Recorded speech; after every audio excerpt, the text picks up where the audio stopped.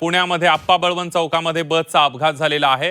रस्ता सोडून पीएमएलची बस ही थेट दुकानामध्ये शिरलेली आहे। बसच्या धडकेमध्ये एका दुकानाचा चक्काचूर झालाय। पोलिसांनी घटनास्थळी धाव घेतलेली आहे। ही दृश्य आपण बघतोय। पीएमएलची बस थेट दुकानात शिरलेली आहे। पुण्यामध्ये आप्पा बळवंत चौकामध्ये बसचा हा अपघात झालाय। रस्ता सोडून ही बस थेट दुकानात शिरलेली आहे आणि या बसच्या धडकेमुळे एका दुकानाचा चक्काचूर झालेला आहे।